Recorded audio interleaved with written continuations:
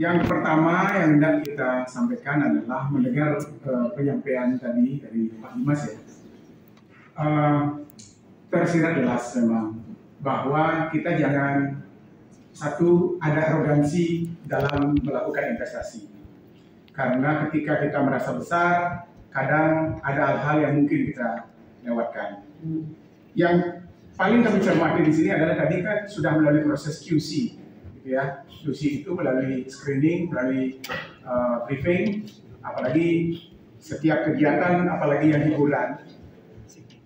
Tadi teman kami mungkin mengatakan hampir mirip ya yang saya ingin sampaikan terkait tematik acara per hari itu misalnya. Ini yang kita ingin tahu, ini kan tadi menghadirkan bagian 3D-nya atau apa, tapi public relation, kemudian juga general manager, apa perannya, kan gitu. Nah, jangan hanya melihat dalam skala kecil dari perspektif pelaksana di bawah, tapi instruksi itu kan pasti dari top level manajemen. Sehingga pertanyaan kami sederhana, Pak. Yang pertama itu, pada waktu itu tematik acaranya apa? Karena di setiap acara hiburan itu pasti ada tematiknya. Kami juga mengelola hiburan sejenis, Pak, tapi cuma memang dalam skala kecil. Tapi kami ingin tahu tematiknya itu seperti apa. Ini kan disampaikan oleh top level manajemen. Besok tematiknya seperti ini, yang bertanggung jawab atas acara ini kan dari atas ke bawah. Saya kasihan juga mendengarnya ada di level terbawah yang diberhentikan mendadak. Tapi ini kan keputusan ini kan tidak berdiri sendiri, Pak. Ya, jadi kami mohon ini saya masih belum melihat secara clear tentang Bapak mengambil keputusan bahwa yang menayangkan yang di dismiss itu tadi ya kalau tidak salah ya. Tapi dari top level manajemennya seperti apa? Ini kan tidak bisa dipisah. Itu satu. Yang kedua, kami meyakini satu tagline bahwa investasi adalah pemacu dan menciptakan pertumbuhan ekonomi daerah dengan segala multiplier effect dan trickle down effect-nya.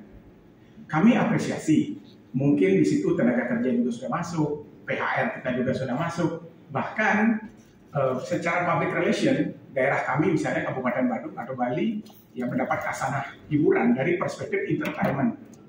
Tetapi jangan lupa, entertainment ini kan ada batas-batasnya. Kami di Bali mengenal ada etika, tata krama, norma-norma, nilai, dan budaya yang harus dihormati. Sehingga pertanyaan kami yang kedua, ketika penayangan ini, apakah ada karyawan orang Bali di lokasi? Kan ini kan dapatnya dari pengunjung pasti kan. Nah, jadi sehingga melebar pertanyaan kami, berapa sih Atlas ini mengakuisisi atau mempekerjakan orang Bali di lokasi ini dengan klub seperti ini? Melebar lagi, Pak, berapa sih tenaga kerja asingnya? Mohon maaf, siapa tahu operatornya ini nggak tahu, siapa tahu ya, mohon maaf ini karena dari perspektif kami ya, dari tidak tahu, kami ingin tahu bahwa operatornya mungkin, karena DJ-nya itu mungkin DJ overseas ya, pada saat itu DJ lokal. Mohon jawab, Pak. Ya, DJ-nya ya. DJ lokal. Oke, DJ lokal. Oke, apalagi DJ lokal. Kan gitu deh. Sehingga kami ingin lebarkan bagaimana komposisi SDM atau human resource di Atlas dari perspektif lokal, domestik maupun asing. Ini agak kami lebarkan karena kami takut operatornya itu orang asing. Ya, ya, silakan jawab. Untuk operatornya itu orang Karawang, Pak. Itu orang. Berarti bukan lokal ya? Ya, ada orang Bali juga satu, dia main special effect. Oke. Tapi yang insiden ini, tertayang ini, pada saat itu operatornya namanya Sohehul, dia orang lokal, tepatnya orang Karawang. Oke. Yang kami maksud, Pak, sekarang dari komposisi ini kami ingin mendapat tambahan penjelasan berapa sih komposisi lokal, komposisi asing. Mohon maaf ini ya, jadi karena kami takutnya nih kalau didominasi oleh pihak overseas yang memanajemen suatu ini, takutnya ini akan berulang-ulang dan juga dianggap biasa. Jadi kami ingin ada nggak foreigners yang in charge di kegiatan ini. Berikut ya, mohon maaf, nanti kita minta juga IMDA-nya, izin mempekerjakan tenaga kerja asingnya, dan seterusnya. Sebentar Bapak jawab ya. Jadi oke, itu lanjut. Setelah mencermati lebih jauh,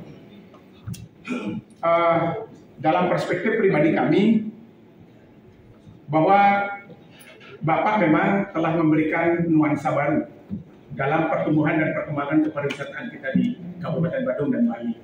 Siapa sih yang tidak kenal Atlas, kan itu bahasanya, dan juga menjadi daya tarik tersendiri. Kami apresiasi, mungkin Bapak ketika kami cek dan kami coba melakukan telaah data berkaitan dengan skala besarnya usahanya Atlas dan yang lain-lain, karena di sebelah itu kan ada Fin, ada Lala Plancha, ada Laguna, ada La Papella, kemudian ada ya sampai Rock Bar, kemudian ada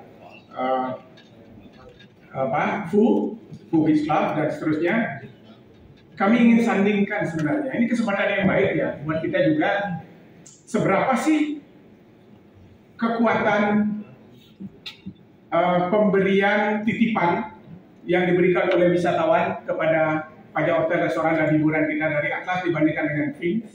Karena dari visualisasi empirik kami coba melakukan pendalaman, ternyata Fin masih lebih besar memberikan THR dibanding Atlas. Jadi data kami dapatkan. Jadi mohon maaf, tapi kami berharap ini tidak terjadi. Super lah, gitu ya kata teman kami tadi. Ini harusnya kita punya stratifikasinya. Jadi ya, yang tertinggi bayar itu sementara Fin. Jadi mohon maaf dulu ya. Jadi data yang kami coba telusuri. Selanjutnya kita bicara traffic, Pak. Kalau beach club seperti ini kan pasti yang dihitung traffic, crowd, kemudian expenditure. Kan itu kami coba dibuka hari ini, mumpung datang, kami ingin tahu trafficnya seperti apa, crowdnya seperti apa, sehingga kita bisa compare dengan yang lain yang ternyata membayar THR lebih tinggi. Ini kesempatan kami juga, kebetulan Bapak datang, kami apresiasi banget. Kemudian berikut tentang supervisi, monitoring, dan evaluasi. Kita di pemerintah daerah kan hari ini hadir Pak Kepala DPMPDSP, Bapak Kadis Kebudayaan, kemudian Pol PP, Pak Kabak Hukum, dan Pak HBI. Jika kemudian kondisi ini masyarakat masih seperti menggerutu, kami mungkin salah satu anggota DPR ingin mengusulkan ada tim supervisi khusus di tempat Bapak. Terutama kan kita Pol PP punya Pol PP pariwisata. Karena di DKI Jakarta itu ada Pol PP intelijen. Nah, mungkin ini nanti kita di Badung ke dalam. Kita berharap ada tim supervisi, monitoring, dan evaluasi yang nongkrongin. Itulah kurang lebih seperti itu. Selanjutnya, mohon maaf agak panjang sedikit. Selama ini selain gangguan sifatnya psikologis ini, ada juga pengaduan masyarakat berkaitan dengan desibel suara. Jadi mohon ini juga diperhatikan karena ini juga akan mengimpact kondisi super club ini. Selanjutnya kami sebenarnya ingin Pak, paling tidak ada semacam fakta integritas atau pernyataan yang kita tandatangani bersama sebagai komitmen kami mewakili masyarakat di Kabupaten Badung atas kondisi ini. Jadi kami butuh komitmen Bapak untuk membuat pernyataan tertulis khusus untuk masyarakat Kabupaten Badung yang pernyataan ini nanti akan kami jadikan dokumen jika dan hanya jika Bapak melanggar di kemudian hari, proses hukum berjalan sebagaimana mestinya. Seperti itu. Selanjutnya tadi terkait Pak Puspa, ya. Karena sebentar nih kita harus ada agenda lagi, jadi mohon izin. Oke. Ya, cukupkan sekian dulu. Beri kesempatan teman-teman dan sebentar kita akan menerima Pertamina gas 3 kg nanti kita juga.